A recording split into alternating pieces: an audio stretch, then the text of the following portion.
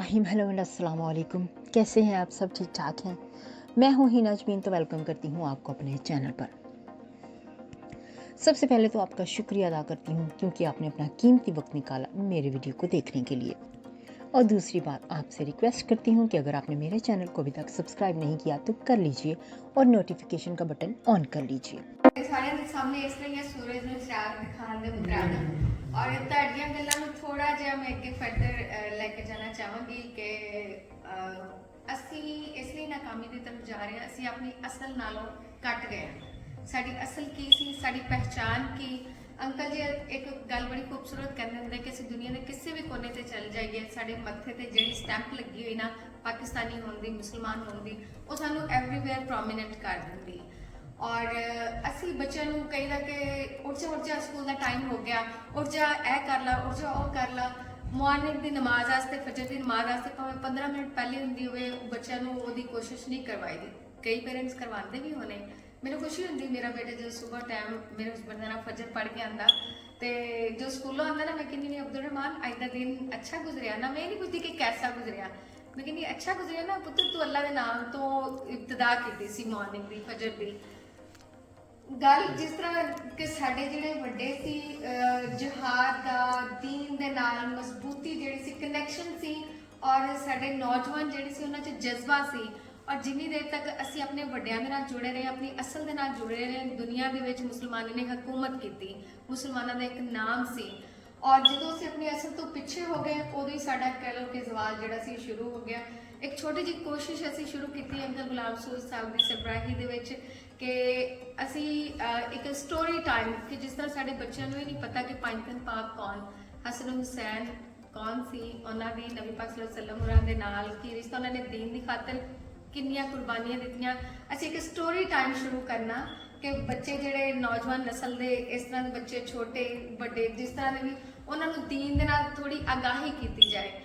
ਜਿਸ ਤਰ੍ਹਾਂ ਵੱਡੇ ਜਿਹੜੇ ਸਾਡੇ ਬਜ਼ੁਰਗ ਹੁੰਦੇ, ਉਹ ਇੱਕ ਯੂਨੀਵਰਸਿਟੀ ਹੁੰਦੇ, ਇੱਕ ਕਿਤਾਬ ਹੁੰਦੇ ਕਿ ਅਸੀਂ ਜਿੰਨਾ ਟਾਈਮ ਉਹਨਾਂ ਕੋਲ ਗੁਜ਼ਾਰਾਂਗੇ, ਉਹ ਆਪਣੀ ਪੂਰੀ ਉਮਰ ਦਾ ਨਿਚੋੜ, ਜਿਸ ਤਰ੍ਹਾਂ ਤੁਸੀਂ ਕਿਹਾ ਕਿ ਦੂਸਰਿਆਂ ਦੀ ਆਪ ਬੀਤੀ ਜਿਹੜੀ ਉਹ ਪੜ੍ਹਿਆ ਕਰੋ, ਕਿ ਉਹਨਾਂ ਦੀ ਸਾਰੀ ਜ਼ਿੰਦਗੀ ਦਾ ਨਿਚੋੜ ਅਸੀਂ 1 ਘੰਟੇ 2 ਘੰਟੇ ਜਾਂ 2 ਦਿਨ ਦੇ ਵਿੱਚ ਉਹ ਬੁੱਕ ਪੜ੍ਹ ਕੇ ਸਾਨੂੰ ਹਾਸਿਲ ਹੋ ਜਾਂਦਾ। ਇਸ ਤਰ੍ਹਾਂ ਹੀ ਅਸੀਂ ਜਦੋਂ ਆਪਣੇ ਬਜ਼ੁਰਗਾਂ ਕੋਲ ਬੈਠਦੇ, ਮੇਰੀ ਪੜਦਾਦੀ ਮਾਸ਼ਾਅੱਲਾ 112-13 ਸਾਲ ਦੇ ਹੋ ਕੇ ਉਹ ਫੌਤ ਹੋਈ ਸੀ। ਮੇਰੇ ਦਾਦਾ ਬੂ ਅੱਲਾਹ ਪਾਕ ਜੰਨਤਾਂ 'ਚ ਆਲਾ ਮਕਾਮ ਦੇਵੇ। ਮੇਰਾ ਕੋਈ ਪ੍ਰੋਗਰਾਮ ਐਸਾ ਨਹੀਂ ਹੁੰਦਾ ਜਿਹਦੇ 'ਚ ਮੈਂ ਉਹਨਾਂ ਦੀ ਕੋਈ ਗੱਲ ਕੋਟ ਨਾ ਕਰਾਂ। ਮੇਰੇ ਵਾਸਤੇ ਉਹ ਇੱਕ ਕਹਿ ਲਓ ਕਿ ਮਿਸ਼ਲ ਰਾਹ ਸੀ। ਔਰ ਜ਼ਿੰਦਗੀ ਦੇ ਵਿੱਚ ਅਸੀਂ ਜਦੋਂ ਸਾਡੇ ਬਜ਼ੁਰਗ, ਹਾਲਾਂਕਿ ਉਹ ਪੜ੍ਹੇ ਲਿਖੇ ਨਹੀਂ ਸੀ, ਕੁਰਾਨ ਪਾਕ ਵੀ ਨਹੀਂ ਸੀ ਪੜ੍ਹੇ ਲਿਖੇ, ਲੇਕਿਨ ਮੈਂ ਕਹਿੰਦੀ ਉਹਨਾਂ ਦੇ ਇੰਨੇ ਖੂਬਸੂਰਤ ਇਨਸਾਨ ਸੀ। ਆਈ ਵਿਸ਼ ਕਿ ਮੇਰੇ 'ਚ ਉਹਨਾਂ ਵਰਗੀਆਂ ਕੁਆਲਿਟੀਜ਼ ਜਿਹੜੀਆਂ ਨੇ ਉਹ ਸ਼ਾਮਿਲ ਹੋ ਜਾਣ। ਉਹਨਾਂ ਨੇ ਜ਼ਿੰਦਗੀ 'ਚ ਕਦੇ ਕਸਮ ਨਹੀਂ ਚੁੱਕੀ, ਕਦੇ ਝੂਠ ਨਹੀਂ ਬੋਲਿਆ। ਉਹਨਾਂ ਨੇ ਕਿਹਾ ਇਹ ਮਾਲ ਆ, ਇਹਦੇ 'ਚ ਇਹ ਕੁਆਲਿਟੀਜ਼ ਆ, ਇਹ ਨੈਗੇਟਿਵ ਪੁਆਇੰਟਸ ਆ, ਤੁਹਾਡਾ ਦਿਲ ਮੰਨੇ ਤੁਸੀਂ ਖਰੀਦੋ, ਕਿਤੇ ਹੋਰ ਕੋਈ ਅੱਛਾ ਰੇਟ ਮਿਲਦਾ ਤੇ ਤੁਸੀਂ ਉੱਥੇ ਜਾ ਕੇ ਖਰੀਦੋ। ਔਰ ਜਦੋਂ ਉਹਨਾਂ ਦੀ ਡੈਥ ਹੋਈ ਸੀ, ਚਲਦੇ ਫਿਰਦੇ ਇੰਜ ਹੱਥਾਂ 'ਚ ਸਾਡੇ ਗਏ ਕਲਮਾ ਪੜ੍ਹਦੇ ਹੋਏ। ਔਰ ਮਾਸ਼ਾਅੱਲਾ ਅੱਲਾਹ ਪਾਕ, ਮੈਂ ਕਹਿੰਦੀ ਹਰ ਇੱਕ ਨੂੰ ਚਲਦੇ ਫਿਰਦੇ ਦੁਨੀਆ ਤੋਂ ਲੈ ਕੇ ਜਾਏ, ਮੁਹਤਾਜੀ ਤੋਂ ਬਚਾਏ। ਤੇ ਅਸੀਂ ਇੱਕ ਸਟੋਰੀ ਟਾਈਮ ਸ਼ੁਰੂ ਕਰਨਾ, ਬੱਚਿਆਂ ਨੂੰ ਦੀਨ ਦੇ ਨਾਲ ਕਨੈਕਸ਼ਨ, ਜ਼ੋਰ ਜ਼ਬਰਦਸਤੀ ਨਾਲ ਨਹੀਂ, ਡਾਂਟ ਡਪਟ ਕੇ ਨਹੀਂ, ਇੱਕ ਮੁਹੱਬਤ ਦੇ ਨਾਲ। ਜਿਸ ਤਰ੍ਹਾਂ ਇੱਕ ਦਾਦਾ ਪੋਤੇ ਦਾ ਜਾਂ ਦਾਦਾ ਪੋਤੀ ਦਾ ਜਿਹੜਾ ਰਿਸ਼ਤਾ ਹੈਗਾ ਦੋਸਤਾਨਾ, ਕਿ ਅੱਛਾ ਸਾਡੇ ਨਬੀ ਪਾਕ ਸੱਲੱਲਾਹੁ ਅਲੈਹਿ ਵਸੱਲਮ ਇਸ ਤਰ੍ਹਾਂ ਕਰਦੇ ਸੀ। ਬੱਚਿਆਂ 'ਚ ਮੁਹੱਬਤ ਦੇ ਨਾਲ ਦੀਨ ਦੀ ਮੁਹੱਬਤ ਜਿਹੜੀ ਨਾ ਉਹ ਪੈਦਾ ਕੀਤੀ ਜਾਏ, ਕਿ ਉਹ ਸਾਡੇ ਅਸਲਾਫ ਦੀਆਂ ਜਿਹੜੀਆਂ ਕੁਆਲਿਟੀਜ਼ ਹੈ ਨਾ, ਕੋਈ ਇੱਕ ਕੁਆਲਿਟੀ ਸਾਡੇ ਬੱਚਿਆਂ 'ਚ ਪੈਦਾ ਹੋ ਜਾਏ। ਕਿ ਜਿਸ ਤਰ੍ਹਾਂ ਮੇਰਾ ਬੱਚਾ ਉਹ ਅਕਸਰ ਕਹਿੰਦਾ ਕਿ ਮੰਮੀ ਮੈਨੂੰ ਲੈਂਬੋਰਗਿਨੀ ਪਸੰਦ ਆ। ਮੈਂ ਕਿਹਾ ਹਾਂ ਨਾਈਸ ਆ ਪੁੱਤਰ। ਤੇ ਇੱਕ ਵਾਰੀ ਅਸੀਂ ਨੂੰ ਪੁੱਛਿਆ ਕਿ ਤੂੰ ਵੱਡਾ ਹੋ ਕੇ ਕੀ ਬਣਨਾ। ਮੇਰੇ ਹਸਬੈਂਡ ਜਿਹੜੇ ਉਹ ਹੈਗੇ ਆ, ਕੀ ਉਹਨੂੰ ਕਹਿੰਦੇ, ਗੈਸ ਇੰਜੀਨੀਅਰ ਵੀ ਆ ਤੇ ਪਾਰਟ ਟਾਈਮ ਉਬਰ ਵੀ ਕਰਦੇ ਆ, ਤੇ ਕਹਿੰਦਾ ਮੈਂ ਉਬਰ ਡਰਾਈਵਰ ਬਣਨਾ। ਮੈਂ ਕਿਹਾ ਪੁੱਤਰ ਲੈ ਹੈ ਤੇ ਗੱਲ ਚੰਗੀ ਨਹੀਂ, ਪੜ੍ਹ ਲੈ ਕੇ ਤੂੰ ਉਬਰ ਡਰਾਈਵਰ ਬਣਨਾ। ਮੈਂ ਕਿਹਾ ਤੂੰ ਡਰਾਈਵਰ ਬਣੀ ਪਰ ਜ਼ਿਆਦਾ ਨਾ ਬਣੀ। ਤੇ ਮਕੈਨਿਕੀ ਦਾ ਸ਼ੌਕ ਆ, ਆਪਣੇ ਬਾਬਾ ਨੂੰ ਆਈਡੀਅਲਾਈਜ਼ ਕਰਦਾ। ਔਰ ਮੈਂ ਕਿਹਾ ਪੁੱਤਰ ਦੇਖ, ਲੈਂਬੋਰਗਿਨੀ ਜਿੰਨੇ ਦੀ ਆਣੀ ਆ ਉਹਨੇ 'ਚ ਇੱਕ ਘਰ ਆ ਜਾਂਦਾ, ਤੇ ਘਰ ਤੇ ਤੇਰੇ ਕੋਲ ਹੈਗਾ ਵਾ। ਤੇਰੀ ਜਿਹੜੀ ਇਨਕਮ ਹੋ ਰਹੀ ਨਾ, ਤੂੰ ਇਹ ਕੁਛ ਦੁਆ ਕਰਿਆ ਕਰ, ਅੱਲਾਹ ਪਾਕ ਰਿਜ਼ਕ ਹਲਾਲ। ਮੈਂ ਕਿਹਾ ਕੱਲਾ ਖਾਣਾ ਹੀ ਹਲਾਲ ਨਹੀਂ ਹੁੰਦਾ, ਤੇਰਾ ਹਰ ਕੰਮ ਜਿਹੜਾ ਉਹ ਵੀ ਹਲਾਲ ਹਰਾਮ ਆ।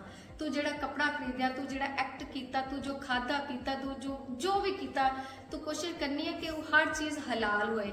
ਤੇ ਮੈਂ ਕਿਹਾ ਪੁੱਤਰੋ, ਉਹ ਚੀਜ਼ਾਂ ਹਲਾਲ ਇਸ ਤਰ੍ਹਾਂ ਹੋਣਗੀਆਂ ਜਦੋਂ ਉਹਨਾਂ ਨੂੰ ਤੂੰ ਸ਼ੇਅਰ ਕਰਕੇ ਵੰਡ ਕੇ ਖਾਏਗਾ। ਅਗਰ ਤੇਰੇ ਕੋਲ 1000 ਪਾਉਂਡ ਆ, ਤੂੰ ਉਹਦਾ ਕੋਈ ਗੇਮ ਲੈ ਲਈ, ਕੋਈ ਐਕਸਬਾਕਸ, ਕੋਈ ਪਲੇ ਸਟੇਸ਼ਨ, ਕੁਝ ਵੀ ਲੈ ਲਿਆ, ਤੇਰੇ ਸਿਬਲਿੰਗ ਦੇ ਵਿੱਚ ਕਿਸੇ ਨੂੰ ਜ਼ਰੂਰਤ ਆ, ਤਾਲੀਮ ਵਾਸਤੇ ਜ਼ਰੂਰਤ ਆ, ਖਾਣ ਪੀਣ ਵਾਸਤੇ ਉਹਦੇ ਘਰ ਰਾਸ਼ਨ ਨਹੀਂ ਹੈ, ਕਿਉਂਕਿ ਪੁੱਤਰ ਅੱਲਾ ਨੇ ਤੈਨੂੰ ਮਾਫ ਨਹੀਂ ਕਰਨਾ, ਤੇਰੇ ਕੋਲੋਂ 1000 ਪਾਉਂਡ ਦਾ ਹਿਸਾਬ ਲੈਣਾ। ਤੇ ਕਹਿੰਦਾ ਮੰਮੀ ਲੈ ਅੱਲਾ ਨੇ ਤੇ ਮੇਰੇ ਵਾਸਤੇ ਦਿੱਤਾ ਹੋਣਾ, ਮੇਰੇ ਸਿਬਲਿੰਗ 'ਚ ਤੇ ਅਬਦੁਲ ਰਹੀਮ ਆ। ਮੈਂ ਕਹਿੰਦੀ ਨਹੀਂ ਪੁੱਤਰ, ਤੇਰੇ ਸਿਬਲਿੰਗ 'ਚ ਤੇਰੇ ਕਜ਼ਨ, ਤੇਰੇ ਚਚਾ ਜ਼ਾਦ, ਮਾਮੂ ਜ਼ਾਦ, ਤਾਇਆ ਜ਼ਾਦ, ਫੁੱਫੀ ਜ਼ਾਦ, ਉਹ ਸਾਰੇ ਤੇਰੇ ਸਿਬਲਿੰਗ ਆ। ਉਹਨਾਂ ਤੋਂ ਬਾਅਦ ਫਿਰ ਉਹਨਾਂ ਤੋਂ ਅੱਗੋਂ ਦੂਰ ਦੇ ਰਿਸ਼ਤੇ। ਮੈਂ ਕਿਹਾ ਜੇ ਮੇਰੀ ਡੈਥ ਹੋ ਜਾਂਦੀ ਨਾ, ਤੇਰੀ ਖਾਲਾ, ਤੇਰੀਆਂ ਫੁੱਫੋ, ਚਚਾ, ਚਾਚੀਆਂ, ਤਾਈਆਂ, ਇਹ ਸਾਰਿਆਂ ਦੀ ਇੱਜ਼ਤ ਤੇਰੇ ਤੇ ਫਰਜ਼ ਹੈਗੀ। ਇਹ ਛੋਟੀਆਂ ਛੋਟੀਆਂ ਗੱਲਾਂ ਸਾਨੂੰ ਆਪਣੇ ਬੱਚਿਆਂ ਨੂੰ ਨਾ ਆਪਣੇ ਕੋਲ ਬਿਠਾ ਕੇ ਸਿਰਫ ਸਟੱਡੀਜ਼ ਦਾ ਨਹੀਂ ਦੱਸਣਾ ਚਾਹੀਦਾ ਕਿ ਅੱਜ ਤੂੰ ਕੀ ਪੜਿਆ, ਤੇਰੇ ਕਿੰਨੇ ਨੰਬਰ ਹੈ, ਤੇਰਾ ਕਿਹੜਾ ਗ੍ਰੇਡ ਆਇਆ। ਨਹੀਂ, ਉਹਨਾਂ ਨੂੰ ਆਪਣੀ ਫੈਮਲੀਜ਼ ਦੇ ਨਾਲ ਵੀ ਅਟੈਚ ਕਰੋ, ਇੱਜ਼ਤ, ਜ਼ਿੱਲਤ, ਕਨੈਕਸ਼ਨ ਉਹਨਾਂ ਨੂੰ ਦੱਸੋ ਕਿ ਕਿਸ ਤਰ੍ਹਾਂ। ਔਰ ਉਹਨਾਂ ਨੂੰ ਇਹ ਨਾ ਦੱਸੋ ਕਿ ਫਲਾਣਾ ਮੁਸਲਮਾਨ ਹੈ, ਫਲਾਣਾ ਨਾਨ ਮੁਸਲਿਮ। ਫਰਸਟ ਹਿਊਮੈਨਿਟੀ ਆ ਕਿ ਪੁੱਤਰ ਕਿਸੇ ਇਨਸਾਨ ਨੂੰ, ਕਿਸੇ ਇੱਕ ਜਾਨਦਾਰ ਨੂੰ ਜਿੱਥੇ ਵੀ ਤੇਰੀ ਜ਼ਰੂਰਤ ਆ ਨਾ, ਤੂੰ ਪਿੱਛੇ ਨਹੀਂ ਹਟਣਾ। ਔਰ ਇਹ ਚੀਜ਼ ਮੈਂ ਸਿੱਖੀ ਅੰਕਲ ਜੀ ਹੋਰਾਂ ਕੋਲੋਂ। ਮੇਰੀ ਇਨਸਪੀਰੇਸ਼ਨ ਹੈ ਇੱਥੇ ਯੂਕੇ ਜਦੋਂ ਮੈਂ ਆਈ। ਮੇਰੀ ਖੁਸ਼ਕਿਸਮਤੀ ਹੈ ਕਿ ਮੇਰੇ ਆਲੇ ਦੁਆਲੇ ਬਹੁਤ ਖੂਬਸੂਰਤ ਲੋਕ ਸੀ ਜਿਨ੍ਹਾਂ ਕੋਲੋਂ ਮੈਨੂੰ ਸਿੱਖਣ ਨੂੰ ਮਿਲਿਆ। ਔਰ ਸਭ ਤੋਂ ਵੱਡੀ ਗੱਲ ਯੂਕੇ ਨੇ ਜੋ ਮੈਨੂੰ ਦਿੱਤੀ ਕਿ ਮੇਰੇ 'ਚ ਹੋਰ ਆਜ਼ਦੀ ਆਈ। ਮੈਂ ਇੱਕ ਵਾਰੀ ਆਪਣੇ ਚਾਚੂ ਨੂੰ ਕਿਹਾ ਕਿ ਮੈਂ ਤੇ ਉੱਥੇ ਵੈਲ ਸੈਟਲ ਸੀ ਪਾਕਿਸਤਾਨ 'ਚ, ਤੇ ਅੱਲਾਹ ਪਾਕ ਨੇ ਇੱਥੇ ਮੈਨੂੰ ਕਿਉਂ ਭੇਜਿਆ।